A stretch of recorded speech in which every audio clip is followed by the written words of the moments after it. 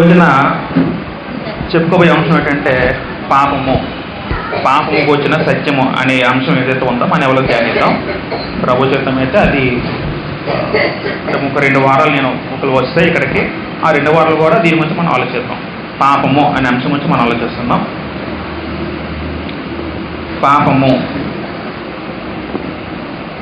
పాపము అనే పదం మనం ఎన్నోసార్లు చదివా విన్నాం. మన క్రైస్తవ జీవితంలో భాగంగా మనం ఎన్నోసార్లు పాపము అనే పదం ఎన్నో మార్లు బైబిల్ చదువుతున్నప్పుడు మనం చదివాం, కళ్ళతో చదివాం, చెవులతో విన్నాం. నేను కూడా బోధించినప్పుడు చాలాసార్లు పాపము అనే పదం వచ్చి చాలాసార్లు ప్రస్తావన జరిగింది. గ్రంథంలో కూడా ఎక్కువ మార్లు ఇంచుమించు సుమారు 700 పదాలు పైగా పాపము అనే పదం గురించి రాయించబడింది.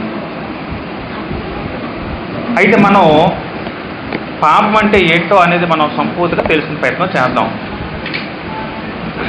పాపం అంటే మనకి సాధారణంగా ఒక అవగాహన ఉంది. ఇంకా మరింత లోతుగా మనం విశ్లేషించి పాపం అంటే ఏంటో మనం ఆలోచించుకొని తద్వారా మనం పాపాల నుంచి ఎలా దూరం ఉండాలో, పాపాన్ని ఎలా జయించాలో మనం తర్వాత ఆలోచిద్దాం. పాపానికి కొన్ని పర్యాయ పదాలు గ్రంథాలు వాడపడ్డాయి. అపరాధము, దోషము, చెడుతనము, అక్రమము, అవిధేయత, తిరుగుబాటు, అతిక్రమము, ఇవన్నీ కూడా పాపానికి రాయబడిన కొన్ని పర్యాయ పదాలు. గ్రంథాల్లో మనం చదువుకున్నప్పుడు ఈ పదాలు ఎక్కడైతే కనబడతాయో అదే పాపమని మనం అర్థం చేసుకోవాలి.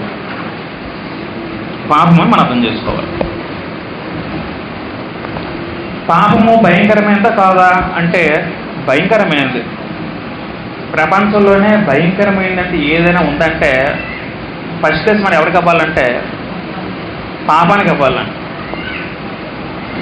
పాపము ఎందుకు భయంకరమైనది? అసలు భయంకరమైనదంటే అర్థం ఏంటి? మనకి ఏదైతే హాని చేస్తుందో, మనకి ఏదైతే హానికరమైందో దాన్ని మనం ఏమంటాం? భయంకరమైనది అంటాం. భయంకరమైన జంతువు అంటే అర్థం ఏంటి? సింహం ఎలాంటి జంతువు? అది హాని చేసే జంతువు. సింహం దగ్గరికి వెళ్తే మనకి ప్రాణాపాయం ఉంటుందా లేదా? ఉంటుంది. ప్రాణాపాయం కలిగించేదాన్ని, హాని చేసేదాన్ని భయంకరమైనదంతా పోలించాం. మరి పాపం ఏ విధంగా భయంకరమైనది అని ఆలోచిస్తే పాపం కూడా మనల్ని ఏం చేస్తుంది? మనల్ని హాని చేస్తుంది. పాపం ఏం చేస్తుంది? మనల్ని హాని చేయడం అర్థం ఏంటి? నాశనం చేస్తుంది పాపము మనిషి యొక్క శరీరం మాత్రమే కాకుండా మనిషిలో ఉన్న ఆత్మను కూడా నాశనం చేసే శక్తి దీనికి ఉందండి, పాపానికి ఉంది. మరి అంతటి శక్తి ఉన్న పాపానికి మనం ఎంతైనా మనం అధ్యయనం చేయాలండి. ఇటువంటి ఆత్మ సంబంధమైన సంగతులన్నీ కూడా ఎక్కడ బోధించబడుతుంది? లోకంలో బోధించబడుతుంది, సంఘంలో బోధించబడుతుందా? సంఘంలో మాత్రమే బోధించబడుతుంది. పౌలు ఏమంటారంటే 1 కొరింథీ పత్రిక 2:6 చదువుకుంటే పరిపూర్ణుల మధ్య జ్ఞానం బోధించున్నాం అంటాడు. ఈ జ్ఞానము లోక సంబంధమైన జ్ఞానం కాదు అంటాడు. సంఘంలో బోధించమని జ్ఞానము ఆత్మ సంబంధ జ్ఞానము, అది దేవుని జ్ఞానము, అది లోక సంబంధ జ్ఞానం అయితే కాదు. ఆత్మ సంబంధ జ్ఞానం వినాలి అనుకున్న వ్యక్తి ఎక్కడ రావాలి? సంఘంలోకి రావాలి. సంఘంలో మాత్రమే దేవుని జ్ఞానం బోధించబడుతుంది. ఎఫెసీ పత్రికలో సంఘము ద్వారా నానావిధ జ్ఞానము వెళ్ళబడబడుతుంది. ఆ జ్ఞానం తొంగి చూడడానికి దేవతలు కూడా ఎదురు చూస్తున్నాయని ఎఫెసీ పత్రిక 2:5 మాట ఉంటుందండి. ఎఫెసీ పత్రిక ఒకసారి మాట చదువుకుంటాం. 2:5 3:5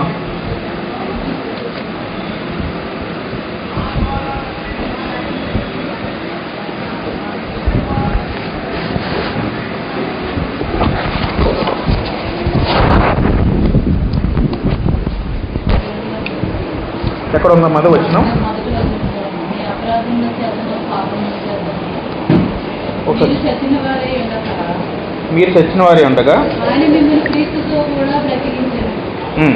అది కాకుండా దేవదూతలు కూడా దేవుని జ్ఞానాన్ని వినడానికి తొంగు చూస్తున్న పదం ఉంటుందని ఎఫెసీ పత్రికలోని చెప్తాను ఒకసారి.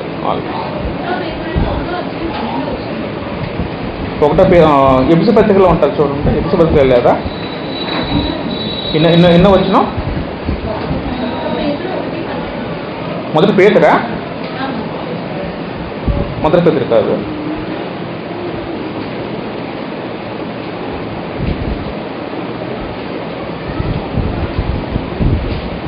రైట్. మనం తర్వాత వచ్చిన మనం ఆలోచిస్తాం మరొకసారి. కాబట్టి మనకి ఏం అర్థం అవ్వాలంటే దేవుని జ్ఞానం దొరికేది ఎక్కడంటే సంఘంలో మాత్రమే మనకు దేవుని జ్ఞానం దొరుకుతుంది. దేవుని జ్ఞానం దేని గురించి మాట్లాడుతుందంటే ఆత్మ సంబంధ విషయంలో మాత్రమే దేవుని జ్ఞానం మాట్లాడుతుంది. లోక సంబంధ విషయాలు ఎక్కడ దొరుకుతుంది? లోకంలో దొరుకుతుంది. లోక సంబంధ జ్ఞానము లోక సంబంధ విషయాల గురించి మాట్లాడుతుంది. కానీ ఆత్మ సంబంధ జ్ఞానం అనేది అది సంఘంలో మాత్రం బోధించబడుతుంది. కాబట్టి ప్రపంచ మానవాళి కూడా అందరినీ పట్టి పీడిస్తున్న ఒక భయంకరమైన విషయం గురించి మనం ఆలోచిస్తున్నాం. ఏంటంటే పాపము. పాపము పాపం అంటే మనం ఏం చదువుకున్నాం? అపరాధం అని చదువుకున్నాం. పాపం అంటే దోషం అని చదువుకున్నాం. చెడుతనము, అక్రమము, అవిధేయత ఇవన్నీ కూడా పాపం కింద వస్తుంది. పాపం అంటే ఒక మనిషి కాదండి. పాపం అంటే ఏంటంటే ఒక మనిషి కాదు. పాపం అంటే ఒక క్రియ. పాపం అంటే ఒక క్రియ. పాపం అంటే ఒక మనిషి కాదు. పాత నిబంధనలో పాపం అనే పదానికి చట అనే పదం వాడబడింది. కొత్త నిబంధనలో పాపం అనే పదానికి హమార్టియా అనే పదం వాడబడింది. అంటే మూల భాష నుంచి వచ్చాయి కాబట్టి ఈ రెండు పాత నిబంధన కొత్త నిబంధన అనేది మూల భాషలో ఆలోచించగలిగితే గ్రీకులో హమార్టియా అనే పదము వాడబడిందండి. హమార్టియా అనే పదానికి అర్థం ఏంటంటే అసలు పాపం అనే పదానికి అర్థం ఏంటంటే మామూలుగా నిర్వచనం ఏంటంటే గుడి తప్పడం అని అర్థం వస్తుంది. పాపం అంటే అర్థం ఏంటంటే గుడి తప్పడము, లక్ష్యము తప్పిపోవడం అని అర్థం వస్తుందండి. టు మిస్ ది మార్క్ అని అర్థం వస్తుంది ఇంగ్లీష్లో. పాపం అనే పదానికి అర్థం అంటే టు మిస్ ది మార్క్ అంటే గుడి తప్పడము. ఏంట గుడి? ఒక విల్లుకారుడు బాణం వేసే వ్యక్తి బాణం ప్రయోగించినప్పుడు ఆ బాణము సూటిగా లక్ష్యాన్ని చేరుకోకుండా పక్కదారి వెళ్ళి ఏ విధంగా గుడి తప్పుతుందో ఆత్మ సంబంధంగా ఆ పదం పాపమ పదం ఎలా వాడబడిందంటే దేవుడు మనిషికి ఒక నీతి ప్రమాణం ఇచ్చాడు. దేవుడు నిర్దేశించిన ఆ నీతి ప్రమాణాన్ని లేదా లక్ష్యాన్ని తప్పడమే పాపమని గ్రంథం పెట్టుకుంది. పాపం అంటే దేవుడు నిర్దేశించిన లక్ష్యాన్ని తప్పిపోవడం పాపం. పాపం అంటే దేవుని చిత్తాన్ని గుడి తప్పడం పాపం. పాపం అంటే దేవుడు చెప్పిన బాధ్యతను తప్పిపోవడం పాపం. పాపం అంటే దేవునికి అవిధేయత చూపడం పాపం. ఇవన్నీ కూడా పాపానికి ఉన్న అర్థాలు. పాపానికి ఉన్న అర్థాలు. అసలు నిజంగా పాపమే లేకపోతే ప్రపంచం మొత్తం ఎంతో శాంతి సౌఖ్యంగా ఉండేదండి. ఎప్పుడైతే పాపం లోకంలో ప్రవేశించినప్పుడు ఏమైందంటే మనిషికి శాంతి సంబంధం లేకుండా పోయింది. అంతకంటే భయంకరంగా మనిషి దేవుని ఉగ్రతకు కొనుకోబడ్డాడు. కాబట్టి ఆ పాపం గురించి మనం వివరంగా ఆలోచిద్దాం. మనం ఆదిగానికి వెళ్ళిపోతే మనందరికి తెలిసిన మాట, చాలాసార్లు చదువుకున్న మాట. దేవుడు తన పోలిక చొప్పున తన స్వరూపంలో మనిషి నిర్మించడం జరిగింది. మరి మొట్టమొదటి మనిషి ఎవరు? ఆదాము. ఆదికాండం మొదటి మీరు ఇవాడు చదువుకుంటే దేవుడు మన స్వరూపమందు మన పోలిక చొప్పున నరులను చేయడం పదవుతారు. సృష్టి లేనప్పుడు దేవుడు తన సంకల్పం అనుసరించి భూమి మీద తన పోలిక చొప్పున తన స్వరూపం చొప్పున మనుషుని సృష్టించడం జరిగింది. ఆ మొట్టమొదటి మానవుడు ఎవరు? ఆదాము. ఆ ఆదాము ఎవరి పోలికలు చేపట్టాడు? దేవుని పోలికలు చేపట్టాడు, దేవుని స్వరూపం చేపట్టాడు. అంటే అర్థం ఏంటి? మనిషి దేవుని పోలికలు చేపట్టాడు అర్థం ఏంటి?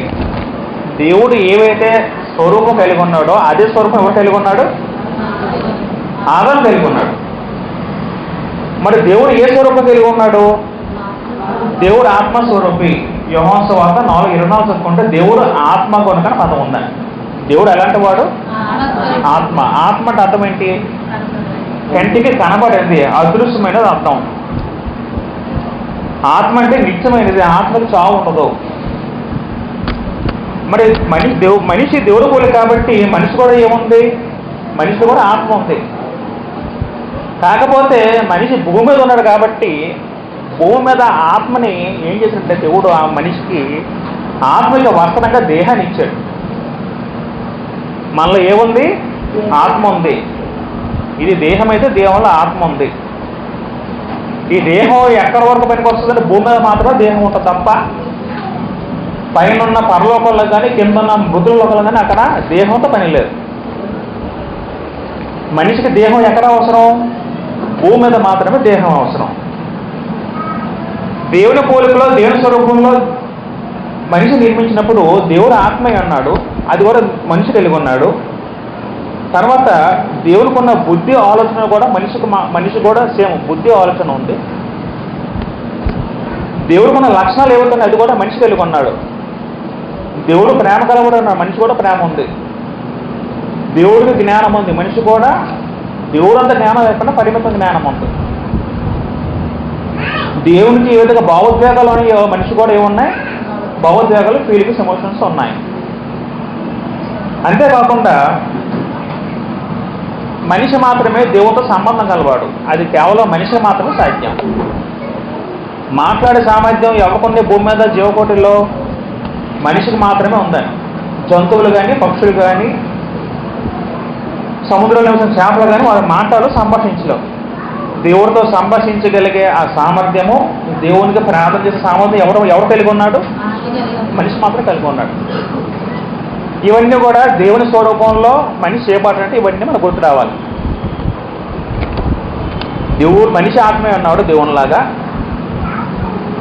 మనిషి కూడా భావోద్వేగాలు ఉన్నాయి, మనిషి కూడా బుద్ధి జ్ఞానం ఉంది, మనిషి కూడా సంబంధాలు పెంపొందించుకునే సంబంధాలు కలిగించుకునే ఇది మనిషి కూడా కలిగి ఉన్నాడు. మరొక ప్రాముఖ్యత, మరొక అంశం ఏంటంటే మనిషికి మంచి చెడులు తెలిసి ఎంపిక చేసుకోగల సామర్థ్యం ఉంది. మరొక లక్షణం ఏంటంటే మనిషికి ఎంపిక చేసుకునే సామర్థ్యం ఉందని. మంచి చెడులు అవేవో తెలుసుకొని తర్వాత ఎంపిక చేసుకోవడం, చూస్ చేసుకున్న సామర్థ్యం ఎవరికి ఉంది? మనిషికి ఉంది. అది మరొక లక్షణం. అది మనం గుర్తుపెట్టుకోవాలి. అది మనకి ఇప్పుడు అవసరం, మనం దానికి మాట్లాడుకుంటాం. కాబట్టి దేవుడు మొట్టమొదటిగా ఆదాము సృష్టించిన తర్వాత 2:7 చదువుకుంటే, దేవుడిని యెహోవా నేల మట్టితో నరుడిని నిర్మించి వారి నాసికారంధ్రములు జీవవాయువును వదలగా నరుడు జీవాత్మ అయ్యెను. కాబట్టి నేల మట్టితో దేవుడు ఆదాము తయారు చేశాడు. చేసిన తర్వాత జీవవాయువు వదలగా నరుడు జీవాత్మ అయ్యాడండి. నరుడు జీవాత్మ అయ్యాడు. అయిన తర్వాత దేవుడు ఏం చేశాడంటే ఆ వ్యక్తిని ఆదాముని ఏదైనా అన్న తోటలో ఉంచి, ఏదైనా తోట అనేది చాలా ఆనందకరమైన, చాలా చూడడానికి చక్కనైన రమ్యమైన తోటగా ఏదైనా తోట ఉంది. భూమి అంతట్లో ఒక ప్రసిద్ధిగాంచిన తోట ఏదైనా ఉందంటే ఏదైనా తోట, అది దేవుడు సృష్టించిన తోట. అందులో అనేక రకాల చెట్లు ఉన్నాయి, అనేక రకాల ఫలాలు ఇచ్చే వృక్షాలు ఉన్నాయి. అటువంటి తోటల్లో దేవుడు మనిషి నిర్మించి, ఈ ఆదాము నిర్మించి ఆ తోటలో ఉంచిన తర్వాత ఒక ఆజ్ఞ ఇవ్వడం జరిగింది. ఏంటి ఆజ్ఞ? 9వ వచనం చదువుకుందాం. మరియు దేవుడని యెహోవా చూపునకు రమ్యమైనదియో ఆహారానికి మంచిది అయిన ప్రతి వృక్షమును ఆ తోట మధ్యన జీవ వృక్షమును మంచి చెడ్డ తెలిసిన వృక్షమును నేల నుండి మొలిపించును. ఈ విధంగా దేవుడు ఆదాము నిర్మించిన తర్వాత ఆ ఏదైనా తోటలో 2 వృక్ష ఫలాలను ఉంచాడండి. మామూలుగా ఆహారంగా ఉన్న వృక్ష ఫలాలు కాకుండా ఒక 2 వృక్ష ఫలాలు దేవుడు సృష్టించాడు. ఏంటి వృక్ష ఫలాలు అంటే మొదటిది ఏంటది? జీవవృక్షము, అదొక వృక్షం. అయితే రెండో వృక్షం ఏంటంటే మంచి చెడు తెలివినిచ్చే వృక్షము. ఆ 2 పెట్టి దేవుడు మనిషిది ఏమన్నాడంటే 15 చదువుకుంటే, మరి దేవుడైన యెహోవా నరుని తీసుకొని ఏదే తోటను సేద్యపరచుటకును దాన్ని కాచుటకును దానిలో ఉంచెను. అటు మొత్తం మీద ఆదాన్ని అక్కడ పెట్టేసి ఆదా డ్యూటీ ఏంటి? అప్పటి నుంచి సేద్యపరచాలి, ఖాళీగా ఉండడం కాదు. ఖాళీగా ఉండడం కాదు కానీ దేవుడు ప్రతి మనిషికి అప్పచెప్పే పని ఏంటంటే ప్రతి మనిషి కూడా ఏదో ఒక కాయ కష్టం చెయ్యాలి. అది దేవుని రూల్. అప్పుడు కూడా ఇప్పుడు అదే రూల్ దేవుడు. కాబట్టి నువ్వు ఒక సేద్యపరుచు ఇలా ఉండని దేవుడు ఆదాం చెప్పిన తర్వాత 16 చదువుకుంటే, మరి దేవుడైన యెహోవా ఈ తోటలో ప్రతి వృక్ష ఫలంలో నువ్వు నిరంతరం తినవచ్చును, అయితే మంచి చెడ్డ తెలియని వృక్ష ఫలం తినకూడదు. నీ వాడు తినదినమున నిత్యంగా చచ్చెదవని నరునికి ఆజ్ఞాపించెను. చెప్పెను లేదా ఆజ్ఞాపించును, 2 ఒకట కాదా? 2 తేడా ఉందండి. చెప్పునంటే ఒక మాట చెప్పడం, ఆజ్ఞాపించినంటే ఒక రూల్, అది కమాండ్, అది ఖచ్చితంగా చేయవలసింది. ఖచ్చితంగా ఖచ్చితంగా చేయవలసింది. కాబట్టి దేవుడు ఏం చెప్పాడంటే నువ్వు ప్రతి వృక్ష ఫలం తినచ్చు, కానీ ఒక వృక్షం ఏదైతే ఉందో మంచి చెడ్డ వృక్ష ఫలం అంటే నువ్వు ఎట్టి పరిస్థితుల్లో దాన్ని తినకూడదు. అది నా రూలు, నా ఆజ్ఞ దేవుడు చెప్పడం జరిగింది. ఒకవేళ నువ్వు తిరిగిన పక్షం ఏమవుతావట? నువ్వు చచ్చేదవని నిశ్చయముగా అర్థం ఏంటి? ఖచ్చితంగా, ఇంక మరి తిరుగులేదు, అది ఖచ్చితంగా జరగవలసింది. చచ్చేదవని నరునికి ఆజ్ఞాపించాను. అది దేవుడు ఆదాముకి ఇచ్చిన రూల్. ఈ రూల్ ఇచ్చినప్పుడు హవ్వమ్మ అప్పటికే ఉన్నదా లేదా? అప్పటికి ఇంకా లేదు. రూల్ ఇచ్చినప్పుడు అప్పటికే హవ్వ అక్కడ లేదండి, ఇంకా అప్పటికి సృష్టించబడలేదా హవ్వ. కాబట్టి మనకి ఏమర్థమైందంటే దేవుడు మొట్టమొదట మనిషిని సృష్టించాడు భూమి మీద. ఆ వ్యక్తి పేరు ఏంటండి? ఆదాము. దేవుడు ఎందుకు సృష్టించుంటాడా మనిషిని? ఇప్పుడు దేవుడు ఒక పని చేసినా దానికి పనికి ఏముంటుందో ఒక కారణం ఉంటుందండి. కారణం ఉంటుందా? దేవుడు మనిషిని ఎందుకు సృష్టించాడు భూమి మీద అంటే ఒక 3 కారణాలు మనం ఆలోచించవచ్చు. ఏంటంటే మొదటగా దేవునితో సావాసము, కలిసి జీవించడానికి దేవుడు మనిషి సృష్టించాడండి. దేవుడు ఎందుకు సృష్టించాడు మనిషిని? సావాసం కలిగి ఉండడానికి, కలిసి జీవించడానికి దేవుడు మనిషి సృష్టించాడు. రెండో పాయింట్ ఏంటంటే తన మహిమను ప్రతిబింబించడం కోసం దేవుని లక్షణాల్లో మరొకరు చెప్పడానికి దేవుడు మనిషిని సృష్టించాడు. దేవుడు మనిషిని ఎందుకు సృష్టించాడు? రెండో కారణం ఏంటంటే పుట్టిన మనిషి దేవుని యొక్క లక్షణాలను తెలియజేయాలి లోకమంతా. అది రెండో కారణము. మూడో కారణం ఏంటంటే నరుడు దేవుణ్ణి ప్రేమించడానికి దేవుడు నరుని ఏర్పాటు చేశాడు. నరుడు ఏం చేయాలి? దేవుణ్ణి, మనుషులు దేవుణ్ణి ఏం చేయాలి? మనం ప్రేమించాలి. ఆ ప్రేమ ఎలాంటి ప్రేమ? అది బలవంతపరమైన ప్రేమ, హృదయపూర్వకం వచ్చిన ప్రేమ. అది హృదయపూర్వకం వచ్చిన ప్రేమ. అది బలవంత ప్రేమ అయితే కాదు. అంటే స్వేచ్ఛగా ప్రేమించాలి దేవుడు. స్వేచ్ఛగా మనిషి దేవుని ప్రేమించాలి, బలవంతంగా కాదు, భయంతో కాదు, స్వేచ్ఛగా హృదయపూర్వకంగా ప్రేమించాలి. ఈ 3 కారణాలు. మొదటి కారణం ఏంటి? దేవునితో సావాసం. రెండో కారణం ఏంటి? తన మహిమను చెప్పాలి, వెల్లడి చేయాలి, అంటే దేవుని లక్షణాలు ఇతరులు తెలియజెప్పాలి. మూడో పాయింట్ ఏంటి? దేవుని ప్రేమించడానికి దేవుడు మనిషిని ఏర్పాటు చేశాడు. ఇది మనిషిని ఏర్పాటు చేయడంలో దేవుని యొక్క ప్రధాన ఉద్దేశం. అది మరి దేవుడు ఆదాము సృష్టించిన తర్వాత ఆదాముకి దేవునికి ఉన్న సంబంధం ఏంటి? ఆదాము దేవునికి ఏమవుతాడు? కుమారుడు అవుతాడు. లోకోత్సవార్త 3:30 చదువుకుంటే, లోకోత్సవార్త 3:30 చదువుకుంటే అక్కడ యేసుక్రీస్తు వారు తండ్రి నుంచి అలా ప్రస్తావిస్తూ వెనక్కి వస్తూ అంటే వాళ్ళ పితరులు ఎవరెవరో వచ్చిన తర్వాత ఆఖరి మాటగా కేనాను ఎనోషుకు, ఎనోషు షేతుకు, షేతు ఆదాముకు, ఆదాము దేవునికి కుమారుడు అని పదం వాడారు. ఆదాము ఎవరు కుమారుడు? దేవుని కుమారుడు ఎలాగండి ఆదాము? దేవుడు సృష్టించాడు కాబట్టి, ఆదామును దేవుడు సృష్టించాడు కాబట్టి ఆదాము దేవుడికి ఏమయ్యాడు? కుమారుడు అయ్యాడు. ఒక విషయం మనం గమనించాల్సింది ఏంటంటే, ఆదాము మాత్రమే కాదు కానీ భూమి మీద పుట్టిన ప్రతి మానవుడు, ఆ మానవుడు స్త్రీ ఉన్నాడు, పురుషుడు ఉన్నారు, ప్రతి ఒక్కరు కూడా పుట్టిన వెంటనే సంబంధం ఎవరితో ఏర్పడుతుంది? మొదట దేవుడు ఏర్పడుతుందండి.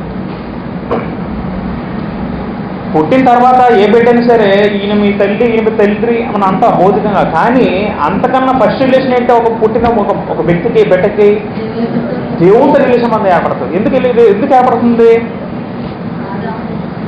ఎందుకు ఏర్పడుతుంది? అక్కడ అసలు పుట్టుక రావాలంటే ఎవరు జరిగించాలి భూమి మీద? దేవుని హస్తం లేకుండా ఎవరైనా పుడతారండి భూమి మీద? దేవుని హస్తం లేకుండా భూమి మీద జననం జరగదు. దేవుడే సృష్టికర్త అండి. కీర్తనకారుడు దావీదు ఏమంటాడు? 139 కీర్తన మనం చదువుకుంటే అందరూ తెలిసిన మాట. 13 ఏమంటాడు? నా తల్లి గర్భం నిర్మించేవాడవు నీవే అంటాడు, నా అంతరింద్రము కలిగించిన వాడవు నీవే అంటాడు. మనం పుట్టామంటే అది ఏదో ఆశ్రమాశగా ఏదో ఒక శోచంగా జరగలేదండి.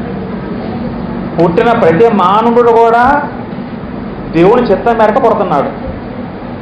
అది మనందరూ లోకమంతా గమనించాలండి. పుట్టిన వెంటనే మొట్టమొదటి రిలేషన్ ఎవరికి స్టార్ట్? ముందు ఎవరికి రిలేషన్ ఏర్పడుతుందంటే దేవుడికి పుట్టిన బిడ్డకి రిలేషన్ ఏర్పడుతుంది. ఏంట రిలేషన్ అది? తండ్రి కొడుకు సంబంధం. స్త్రీ అయితే తండ్రి కూతురు సంబంధం. అది రిలేషన్ ఏర్పడుతుంది. తర్వాత మిగతా భౌతికమైన తల్లి తండ్రి. కానీ మొట్టమొదటి రిలేషన్ ఏంటది? తండ్రి కుమారుల సంబంధం అంది. ఇప్పుడు ఆదామును మాత్రమే దేవుడు సృజించినప్పుడు ఇంత మనం 3 కారణం ఆలోచించాం. అది కేవలం ఆదాము వరకు పరిమితం, అందరికీ వర్తిస్తుంది. అది అందరికీ వర్తించే రోజండి. అసలు దేవుడు మనం ఎందుకు పుట్టించినట్టు ఈ 3 కారణాలు.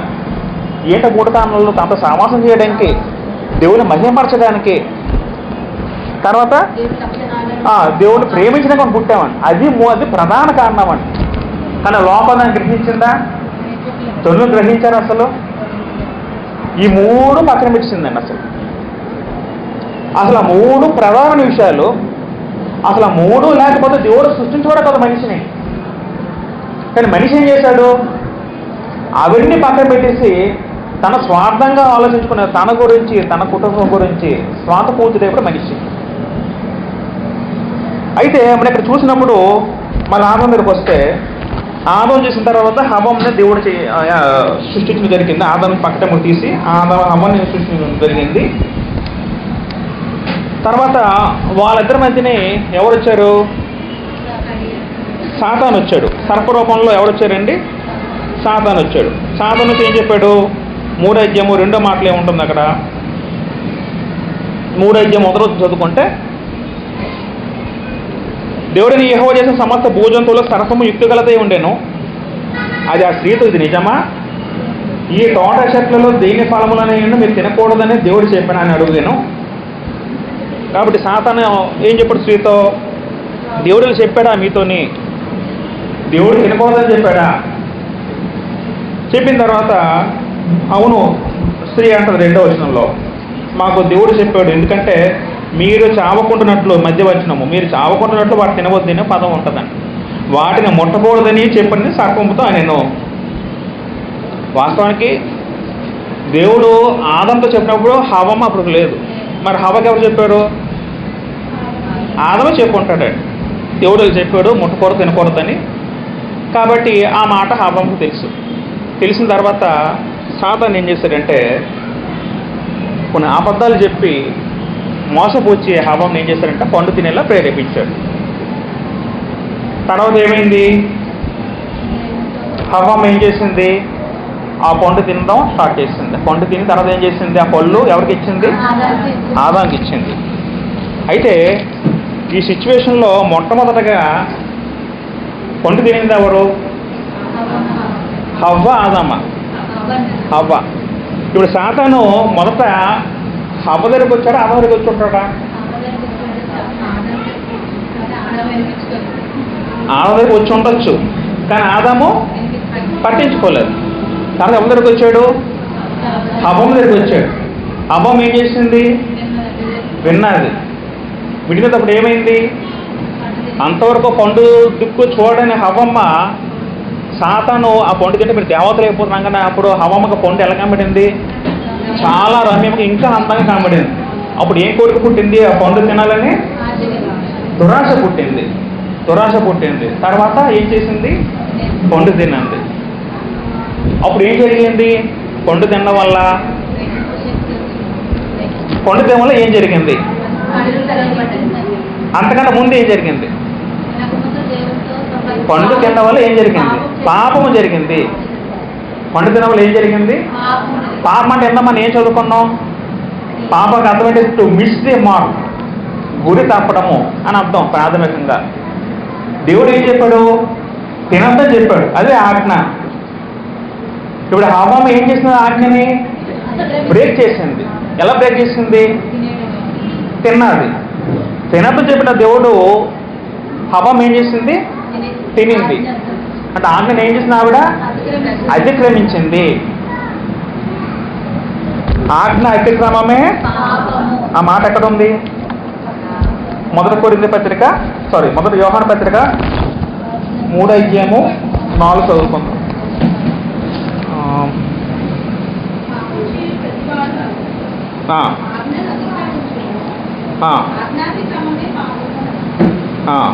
పాపము చెయ్యి ప్రతివాడును ఆజ్ఞను అతిక్రమించును. ఆజ్ఞాతిక్రమమే పాపము. మనం పాప నిర్వచనాలు మనం ఈ లెసన్ చదువుకుంటూ ఒక్కొక్క నిర్వచనం ఆలోచిద్దాం. ఇవన్నీ పాపము నిర్వచనాలు. మొదటి నిర్వచనం ఏంటిది? పాపం చే ప్రతివాడును ఆజ్ఞను అతిక్రమించును. అంటే అర్థం ఏంటి? ఎవరైతే ఆ ఆజ్ఞను మీరుతారో ఆ ఆజ్ఞ ఎవరిది? దేవుడిది. దేవుడు ఆజ్ఞ ఎవరైతే మీరుతారో, దేవుడి ఆజ్ఞను ఎవరైతే లోబడకుండా అవిధేయత చూపిస్తారో వాళ్ళందరూ ఏం చేసేవారు అవుతారట? పాపం చేసేవారు అవుతారట. పాపము. ఆ విధంగా ఏమైందంటే మొదట పాపము హవ్వమ్మతో స్టార్ట్ అయ్యి తర్వాత ఆదాము కూడా తినేసి ఆ విధంగా వాళ్ళిద్దరు బట్టి ఏమొచ్చిందో లోకంలోకి? పాపము ఎంటర్ అయిందని. మొదటి తిమోతి పత్రిక 2:13-14 చదువుకుంటే పౌలు తిమోతి రాస్తూ హవ్వ గురించి మాట అంటారండి. మొదటి తిమోతి పత్రిక 2:13-14 చదువుకుందాం. మొదట ఆదామును తర్వాత హవ్వను నిర్మింపబడ్డారా, మరియు ఆదాము మోసపరచబడలేదు కానీ స్త్రీ మోసపరచబడి అపరాధములు పడెను. ఇక్కడ స్పష్టంగా వచనం ఉంది క్లియర్గా. ఏంట వచనము? మొదటగా మోసపరచబడింది ఎవరు? హవ్వ. ఆదాము మోసపరచబడలేదు. ఆదాము దగ్గరకు వచ్చి సాతాను వచ్చాడు, కానీ ఆదాము ఆ మాటని చెవిని పెట్టలేదు. హవ్వమ్మ ఆ చెవి పెట్టి ఆవిడ ఏం పడింది? స్త్రీ మోసపరచబడి అపరాధులు పడిన పదం ఉంది.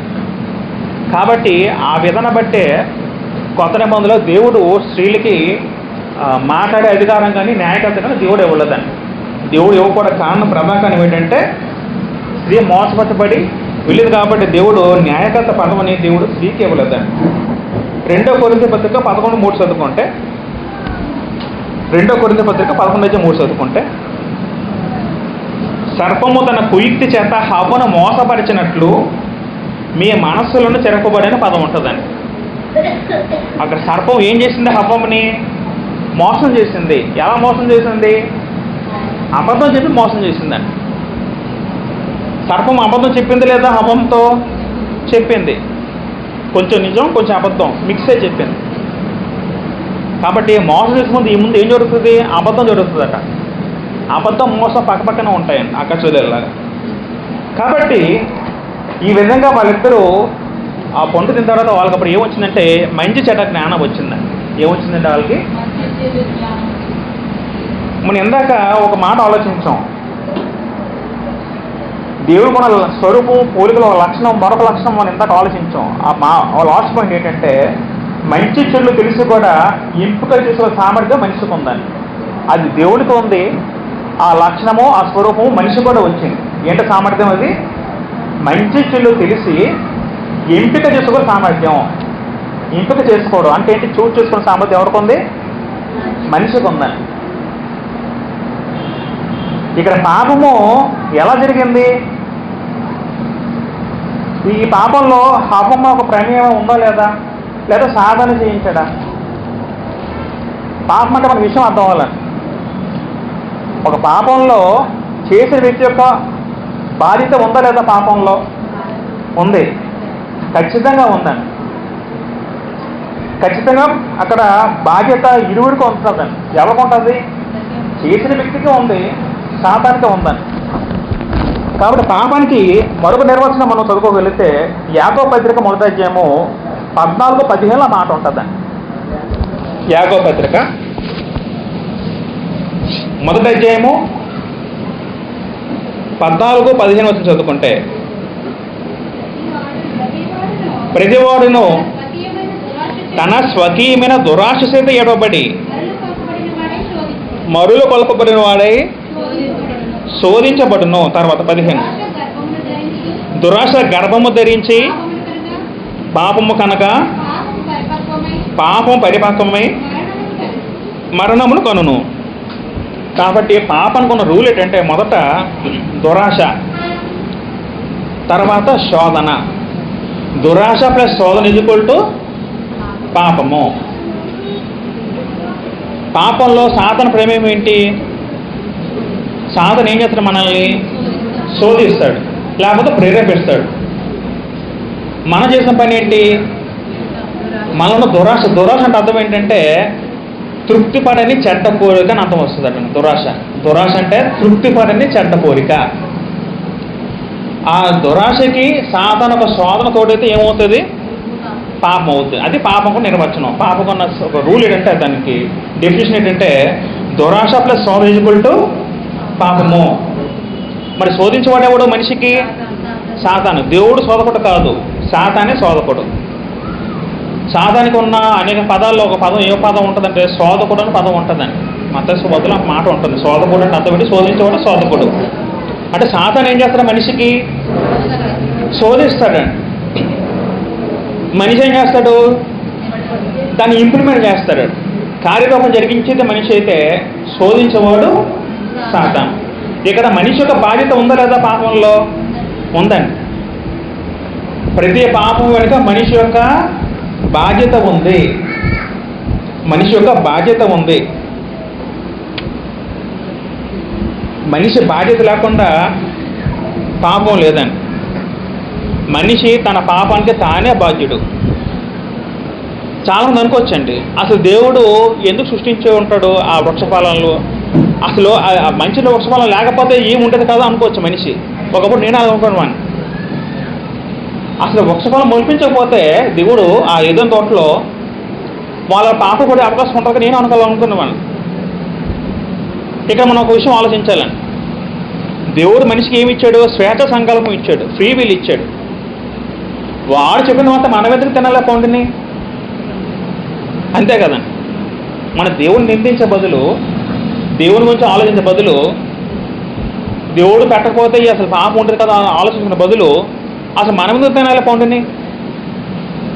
ఇప్పుడు సాతాను వచ్చి ఇప్పుడు హవ్వతో చెప్పింది, ఇప్పుడు హవ్వమ్మ మాట వెనకపోయి ఉంటే పాపం ఉండేది కాదు కదా. అసలు పాపం ఎందుకు వచ్చింది? వినడం వల్ల దురాశ వచ్చింది. దురాశ వల్ల ఏమో నేత్రాశ కలిగింది, తర్వాత పాపం చేసిందండి. దేవుడు ఎప్పుడు న్యాయవంతుడేనండి. దేవుడు ప్రతి విషయంలో న్యాయవంతుడు. మనం ఎప్పుడు కూడా దేవుళ్ళలో పొరపాటు ఎంచలేము. ఎంచడానికి ప్రయత్నించాలి. ఎప్పుడు దేవుడు ఏ విషయంలో రాదండి. దేవుడు ప్రతి మనిషి ఫ్రీ విల్ ఇచ్చాడండి. మన అందరిలో స్వేచ్ఛా చిత్తం ఉందని.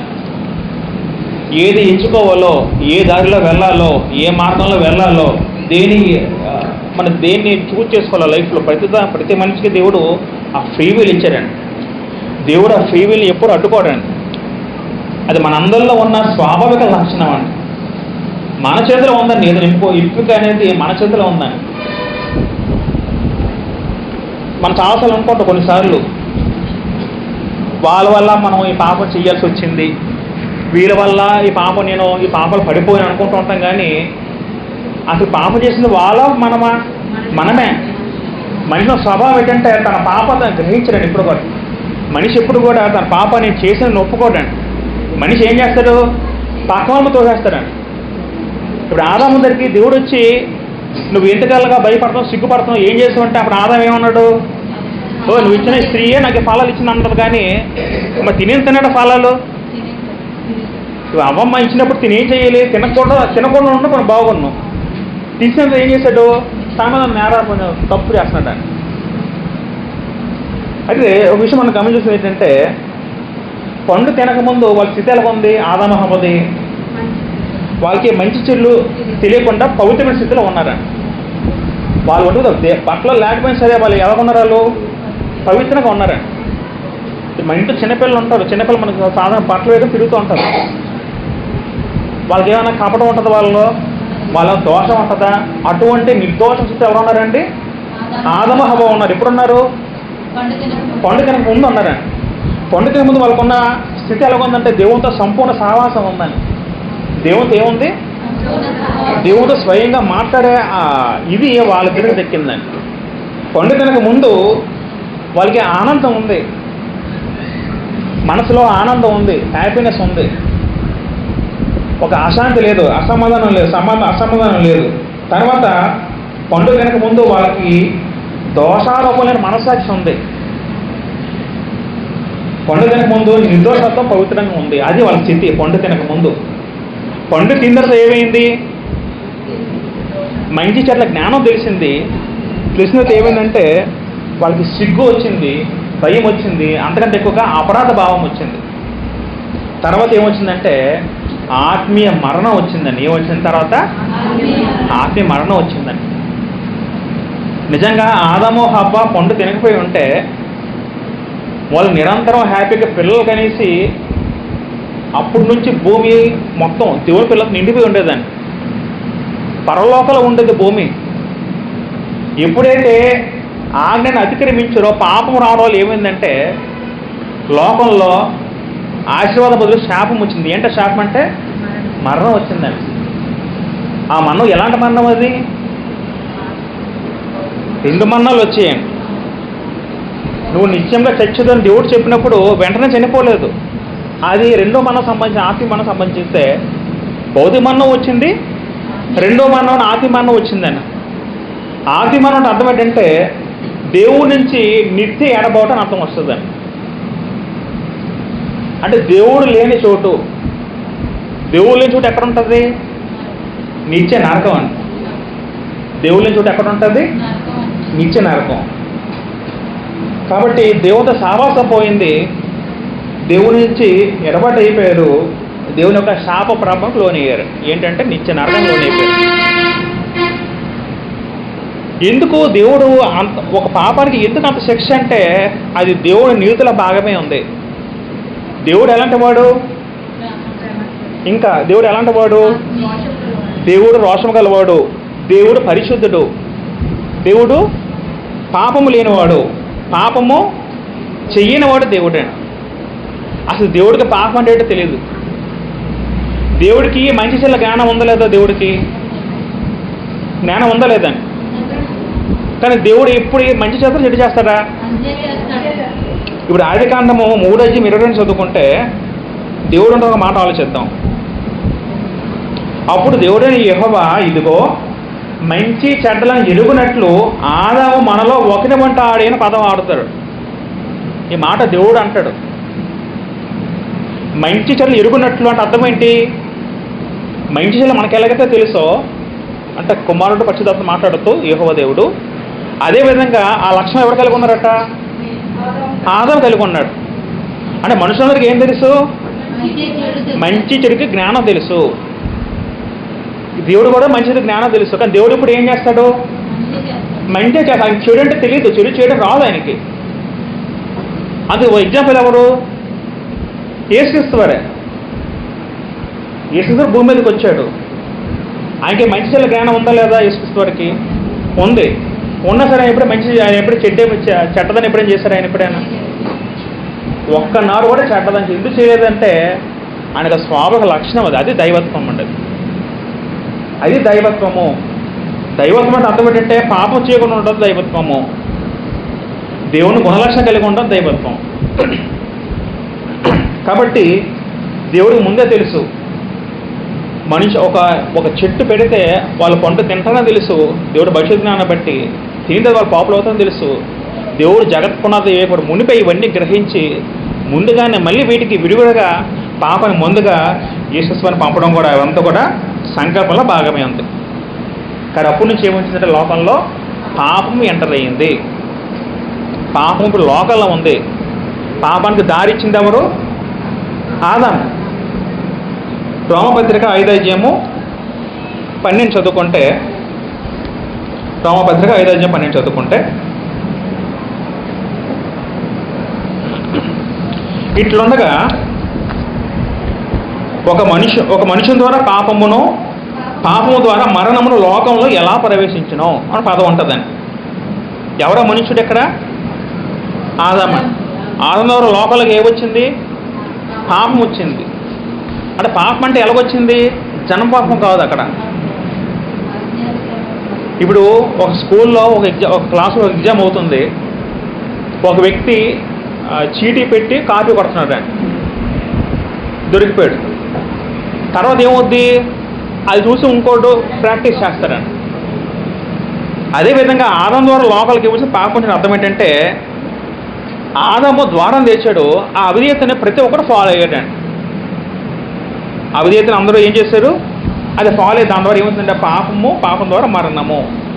పాపం వల్ల వచ్చే జీతం ఏంటి? మరణము. పాపం మనకి అర్థమవుతుంది. కానీ పాపం ఎంత భయంకరమైందంటే మనకు స్పష్టంగా అర్థం అవ్వాలంటే ఒక స్విచ్ ఆన్ చేసే ప్లగ్లో చేయబడితే ఏమవుతుందంటే వెంటనే కరెంట్ షాక్ వెంటనే చచ్చిపోతాం లేదా? చనిపోతాం కదా. దేవుని దృష్టిలో లెక్క ఏంటంటే పాపం చేస్తే వెంటనే చనిపోవాలి. అది దేవుని రూల్ అండి. చిన్నదో పెద్ద పక్కన పెట్టండి, మనం తర్వాత ఆలోచిస్తాం. పాపం రకాలు మనం తర్వాత ఆలోచిస్తాం ప్రభు చెప్తాం బట్టి. ఇప్పుడు కొంతమంది పరిశీలి వచ్చి ఆయన జ్ఞానోపం చేయడానికి యేసుక్రీస్తు వారి మీద ఒక వ్యభిచారం చేత పట్టమని స్త్రీని తీసుకొస్తారండి. తీసుకొచ్చి ఇప్పుడు వాళ్ళు ఏమంటారు? ఈవిడ తప్పు చేసింది, వీడికి శిక్ష ఏం చేస్తుంది అన్నప్పుడు యేసు ఏమన్నారు? ఇప్పుడు ఆ సిచ్యువేషన్లో ఇప్పుడు దేవుని దృష్టిలో మనం ఆలోచిస్తే వ్యభిచార స్త్రీ పాపాత్మురాలే, కరెక్టే. మళ్ళీ వీళ్ళు కూడా పాపలే కదా. వీళ్ళు తప్పు ఇప్పుడు చేయలేదు, అయినప్పటికీ పాపులుగా ఉన్నారు. వాళ్ళు ఏదో పాపులేరు దేవుని దృష్టిలో? గర్వం వల్ల పాపులే ఉంటారు, లేకపోతే అహంకారం వల్ల పాపులే ఉంటారు. అంటే దేవుని దృష్టిలో పాపానికి సైజ్ అంటూ ఉండదు. పెద్ద పాపము చిన్న పాపం దేవుడికి లెక్క ఉంటుంది. అలాగా దేవుడు పాపం అంటే పాపమే, చిన్నదైనా పెద్దదైనా పాపమే దేవుని దృష్టిలో. కానీ మన దృష్టిలో ఏంటి? మన పెద్ద పాపం అంటాం, చిన్న పాపం అంటాం. కానీ దేవుని దృష్టిలో పాపానికి కొలతలు ఉండవు. దేవుని దృష్టిలో పాపానికి కొలతలు ఉండవు. కాబట్టి పాపం మనకు నిర్వచనం ఆలోచించి మనం ముగించేద్దాం. మొదటిగా నిర్వచనం ఏంటంటే ఆజ్ఞ అతిక్రమము పాపము. ఆజ్ఞ అంటే దాన్ని లా, మన ధర్మశాస్త్రం అనొచ్చు. మరొక మాట చదువుకుందాం. మొదటి యోహాను పత్రిక 5:16 చదువుకుంటే,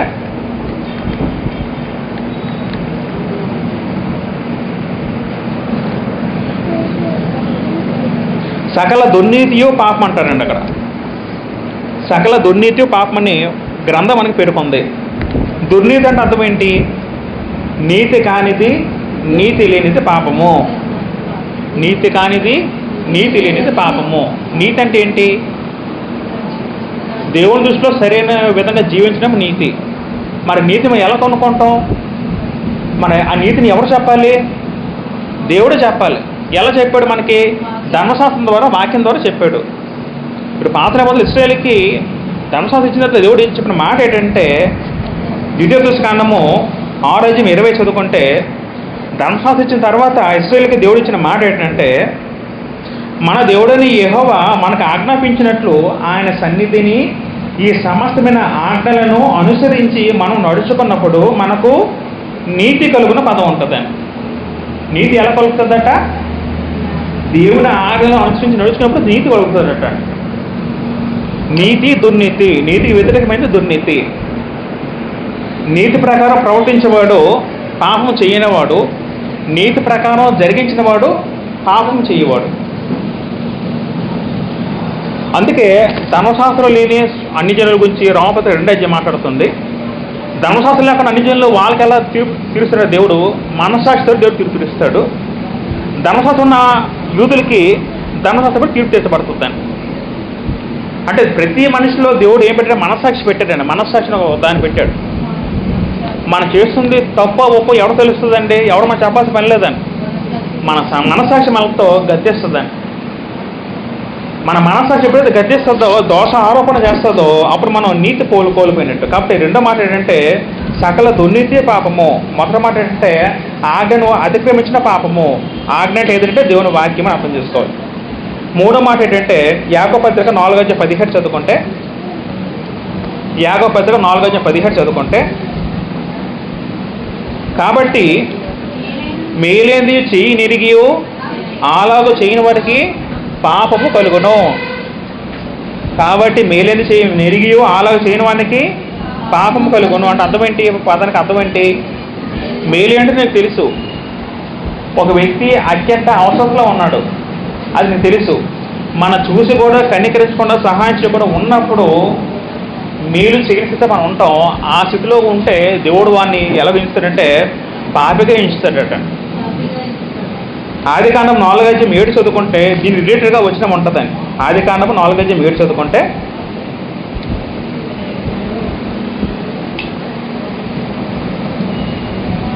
అక్కడ దేవుడు కయ్యూనుతో మాట అంటాడండి. నీవు సత్క్రియ చేసిన ఎడల తలెత్తుకున్నావా, సత్క్రియ చేయని ఎడల వాకిట పాపము కొంచెండినని కయ్యూనుతో దేవుడు మాట అంటాడండి. సత్క్రియ చేయని ఎడల పాపము కొంచెండిను.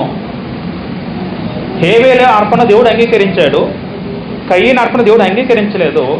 అప్పుడు ముఖం చిన్నపుచ్చుకుంటే దేవుడు కయ్యనుతో మాట ఏంటంటే, నువ్వు సత్క్రియ చేస్తే నిన్ను కూడా ఇబ్బంది, నిన్ను కూడా నీ అర్పణ కూడా స్వీకరిస్తానని ఇండేట్గా దేవుడు తనతో అంటున్నాడు. కాబట్టి మేలు చేసేవాడు పాపంకి దూరంగా ఉంటాడు, మేలు చెయ్యని వాడు పాపానికి దగ్గర ఉంటాడు గ్రంథం అని సెలవిస్తుంది. తర్వాత రోమపత్రిక 14:23 చదువుకుంటే, రోమపత్రిక 14:23 చదువుకుంటే, అనుమానించేవాడు తిని ఎడల విశ్వాసం లేకుండా తినను కనుక దోషి అని తీర్పు నందును. విశ్వాస మూలము కానిది ఏదో అది పాపము అని చెప్పడం జరిగిందండి. వాస్తవ సంఘంలో ఒకటి ఏమైందంటే, రోమ సంఘంలో ఒక చిన్న డిస్కషన్ వచ్చింది. కొంతమంది ఏమో వెజిటేరియన్ తింటున్నారు, మరి కొంతమంది ఏమో నాన్ వెజిటేరియన్ తింటున్నారు. ఈ కూరగాయలు తినేవారు వాళ్ళే ఉంటారంటే నాన్ వెజ్ని చూసి మీరు మాంసాహారం తినకూడదు అని వీళ్ళు చెప్తున్నారు. వీళ్ళు ఏంటంటే మేము కూర కూడా తినేవాళ్ళం ధర్మశాస్త్రకాలంలో అని వీళ్ళు చెప్తున్నారు. ఆ విధంగా డిస్కషన్ వచ్చి సంఘాల కలహాలు వచ్చినప్పుడు అప్పుడు పౌలు వాళ్ళు సంఘానికి లేఖ రాస్తే ఏం చెప్పారంటే, మీరు ఏం తింటారో తినండి, 8 తింత మాత్రన్నా దేవుని దృష్టి పాపులు కారు, కూరగా మా తిన్న దేవుని దృష్టి పాపులు కారు. కానీ తినేవాడు ఎలా తినాలట? అనుమానించేవాడు అలా పదం వాడారు. అంటే విశ్వాసం లేకుండా ఏ పని చేయకూడదు. విశ్వాసం చాలా ప్రాముఖ్యము. విశ్వాసం లేకుండా దేవునికి ఇష్టం అసాధ్యము. ఇప్పుడు మన సంఘానికి దేనికి వస్తున్నాం? మనందరూ దేనికి వచ్చాం సంఘానికి? దేవునికి విశ్వాసం ఉందో సంఘానికి వస్తున్నాం లేదా? లేకపోతే ఒక ఏదో ఫార్మాలిటీకి వస్తున్నాం మనందరం? ఫార్మాలిటీగా ఉన్నప్పుడు మనం రాకపోయినా ఒకటే, వచ్చినా ఒకటే, తేడా ఉపయోగం ఉండదు. మన దేవునికి రావాలి సంఘానికి దేనికి రావాలి? ప్రతి ఆదివారము దేవుడు ప్రెజెన్స్ ఇక్కడ ఉంది, సంఘంలో ఉంది. యేసుక్రీస్తు సంఘంలో ప్రత్యక్షమవుతాడు. దేవుడు ఇక్కడ సన్నిధి ఉంది. నేను చనిపోతే పరలోకం నాకు వెళ్తుంది. ఇవన్నీ కూడా విశ్వాసంతో గ్రహించవలసిన పనులు. అవన్నీ ఎవరు చూస్తారో మనకేం తెలుసండి అన్న మాట మనకు ఉంటే మనకు విశ్వాసం లేనట్టండి. ప్రతిదీ కూడా విశ్వాస బేస్గా మనం నడవాలండి మన క్రైస్తవ జీవితం. విశ్వాసం లేకుండా ఏది కూడా దేవునికి ఇష్టం ఉండటం అసాధ్యం. కాబట్టి విశ్వాస మూలము కానిదేదో అది పాపం అని చెప్పడం జరిగింది. మరో మాట చదువుకుంటే మొదటి సమూయేలు గ్రంథము 15:23లో, మొదటి సమూయేలు గ్రంథం 15:23 చదువుకుంటే అక్కడ సమూయేలు ఒక మాట అంటారండి, తిరుగుబాటు చేయుట సోద చెప్పుటేను పాపముతో సమానము అని పదం వాడతారండి. తిరుగుబాటు చేయుట సోద చెప్పుట అది పాపముతో సమానం అని అక్కడ సమూయేలు న్యాయాధిపతి సమూయేలు చెప్పడం జరుగుతుందండి. తిరుగుబాటు చేయుట ఎవరి మీద తిరుగుబాటు? అది దేవుడి మీద తిరుగుబాటు అండి. తిరుగుబాటు చేయడం అర్థం ఏంటి? ఆజ్ఞకు వ్యతిరేక ప్రవర్తించడం తిరుగుబాటు చేయడం, ఆజ్ఞకు లోపడడం విధేయత చూపించడం. తిరుగుబాటులో మరొక పదం కూడా ఏమొస్తుందంటే దేవుని వాక్యాన్ని కలిపి చెరపడం, అది తిరుగుబాటు అని అర్థం వస్తుంది. ఇప్పుడు దేవుని వాక్యం లోబడివాడు ఏం చేస్తాడు? దేవుని వాక్యం ఎలాగుందో అలాగా పాటిస్తాడండి. తిరుగుబాటు చేసేవాడు ఏం చేస్తాడు? దేవుని వాక్యం కలుపుతూ చెబుతాడండి. ఇప్పుడు క్రిస్మస్ పండుగ గ్రంథంలో ఎక్కడైనా ఉందా? ఎక్కడా లేదు. ఎప్పుడు జరపాలో ఎక్కడా లేదు. ఎందుకు జరపాలో లేదు. పాతంలో ప్రతి పండగకి కూడా కొన్ని రూల్స్ రెగ్యులేషన్స్ ఉన్నాయండి. ఎప్పుడు చేయాలి, ఎలా చేయాలి, ఎందుకు చేయాలి, దానికి కారణం ఏంటి, ప్రతి కూడా వివరించి రాయించండి. పసగా పండుగ కానీ పెంతుకొస్త పండుగ కానీ ఆ మాట అనే గ్రంథాలు ఉన్నాయా లేదా? ఏ నెల చేయాలి, ఏ రోజు చేయాలి, ఏ జాము చేయాలి. కానీ కొత్త ఏమైనా పండుగలని ప్రస్తావన ఎక్కడైనా ఉందా? మరి క్రిస్మస్ అనే పండుగని ఎవరు చెప్పారు అసలు? అది దేవుని సిద్ధాంతం నుండి వచ్చిందా, మానవ ఊహ నుండి వచ్చిందా? మరి ఆ దాన్ని దేవుడు అంగీకరిస్తారు అలాగా? మనం ఎందాక ఆలోచించాం, దేవుడు చెప్పిందే చెయ్యాలి. దేవుడికి చెప్పని చేస్తే దేవుడికి పరమ అసహ్యం ఉండదు. నీ సొంత ఊహలు తలంపులు దేవుని దగ్గర తీసుకురాకూడదని. ఆ చేసేవారికి అలాగ బుద్ధి జ్ఞానం లేదు. వారు అనుసరించడం కూడా అటువంటి కోవలకు వెళ్ళిన వారే. యేసు ఓంపెట్టి పూజించడం, క్రిస్మస్ అని పూజించడం, మళ్ళీ ఈస్టర్ కూడా మనం జరుపుకూడదు. ఇవన్నీ కూడా వాక్యానుసారం లేని సిద్ధాంతాలు. ఇవన్నీ కూడా తిరుగుబాటు చేయడానికి అర్థం ఏంటంటే పరిశుద్ధాత్మను ఇచ్చిన బోధని కలిపి చెరపడం అనే అర్థం కూడా వస్తుందండి. తర్వాత సామెతల గ్రంథము 24:9 చదువుకుంటే,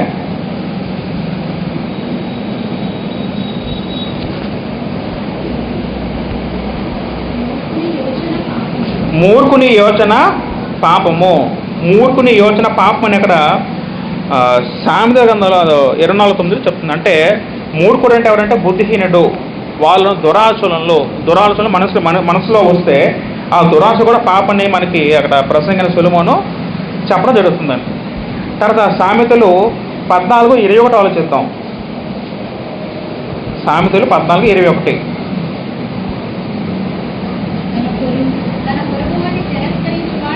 తన పొరుగువాని తిరస్కరించేవాడు పాపము చేయవాడు. అంటే అర్థం ఏంటి? తిరస్కరించడం అర్థం ఏంటండి? ఇప్పుడు లాజరు ధనంతో సందర్భం అందరూ తెలుసు. ధనవంతుడు ఏం చేశాడు? లాజర్ని తిరస్కరించాడు. అంటే అర్థం ఏంటి? తను తృణీకరించాడండి, తనకు సహాయం చేయలేదని.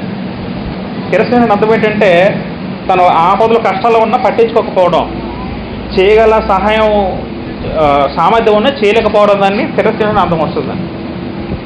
ఇంకా మనం చదువుకుంటే పాపానికి మరొక మాట ఏమ రాయబడిందంటే మొదటి సమయ గ్రంథము 12:23 చదువుకుంటే, నా మటుకు నేను మీ నిమిత్తము ప్రార్థన చెయ్యటం వలన యెహోవాకు విరోధంగా పాపము చేసిన వాడు నొగురుదనని అక్కడ సమూయేలు అన్న జరుగుతుందండి.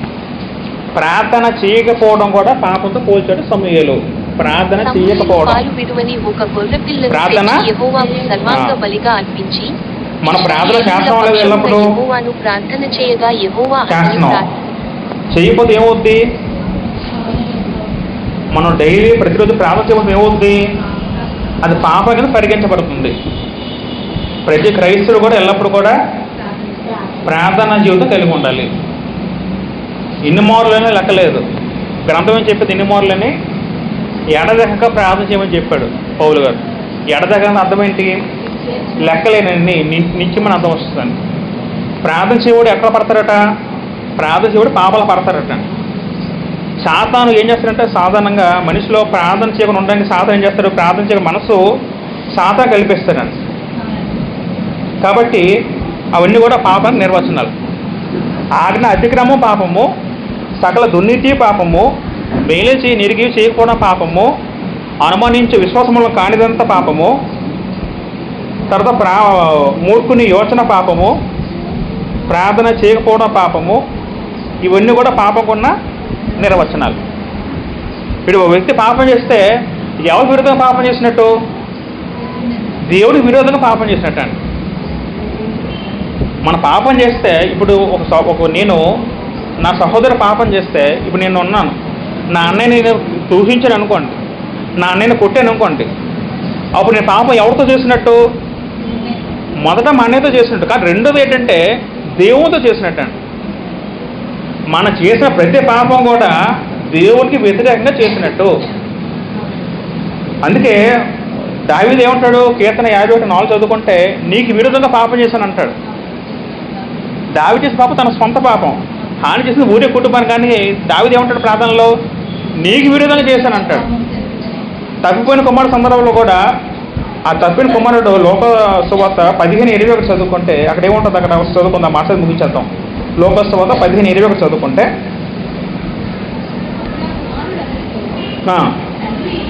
తండ్రి నేను పరలోకం విరోధంగాను నీ ఎదురుగా పాపము చేసేది అంటాడండి.